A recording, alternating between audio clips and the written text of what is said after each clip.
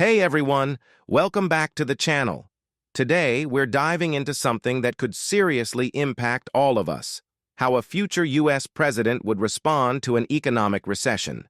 Now, we've seen plenty of talk about the economy, especially with experts predicting a possible downturn in the next few years. But here's the big question: how would Donald Trump or Kamala Harris handle it? Let's break it down. First things first. Why are we talking about a recession in the next 4 years? It's pretty simple. Recessions are part of the economic cycle. Every 7 to 10 years, we see these economic dips, and many experts believe we're due for one soon. Between rising interest rates, inflation, and global issues, post-pandemic world, there's a good chance we'll be facing one in the not-so-distant future. So, no matter who's president, this recession is likely to happen. What really matters is how the president responds. And today, we're going to look at how Trump and Harris would approach this very differently. Let's start with Donald Trump. We already have some idea of how Trump might handle a recession based on his time in office. He's all about deregulation and tax cuts, especially for businesses and the wealthy.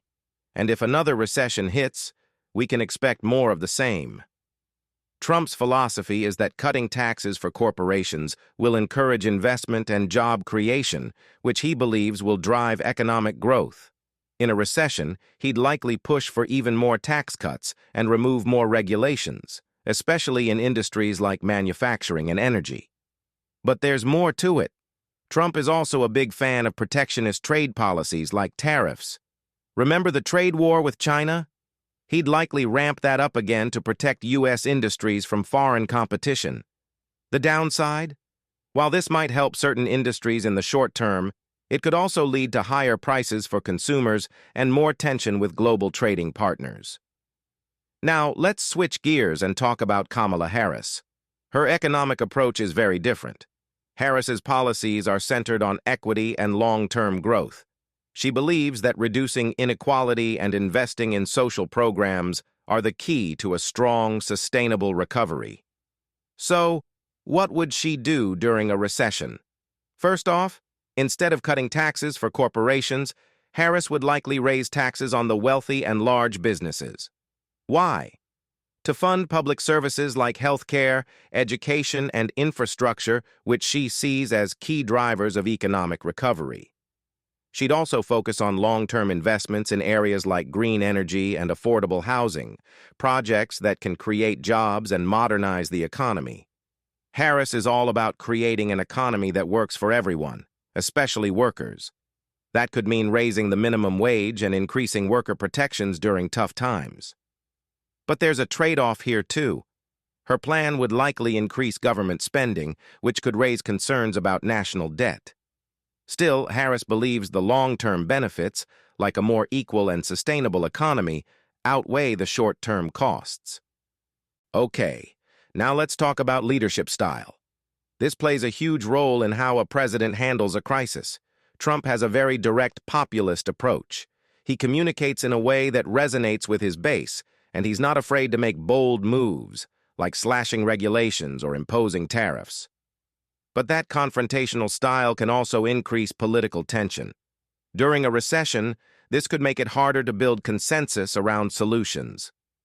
Harris, on the other hand, tends to focus on collaboration. She's more likely to seek out expert advice and build bipartisan support to address the recession. Her communication would likely be about unity and shared recovery, emphasizing social justice and fairness. But as we know, some conservatives might push back against the increased government spending and taxes. So what are the long-term effects of these different approaches? With Trump's focus on short-term business growth through tax cuts and deregulation, we might see a quicker boost in traditional sectors like manufacturing. But it could also mean more inequality and a larger national deficit. Harris's plan, on the other hand, is more about long-term structural change. By investing in green energy and social programs, her goal is to create a more modern, resilient economy. It might take longer to see results, but the idea is that this strategy will reduce inequality and make the economy stronger in the long run. So there you have it, two very different approaches to tackling a recession. Trump's strategy focuses on immediate growth through business-friendly policies, while Harris looks at long-term sustainability and equity. Which one do you think would work better? Let me know in the comments below. And, as always, if you found this video helpful, make sure to give it a thumbs up and subscribe for more breakdowns like this. Thanks for watching, and I'll see you next time.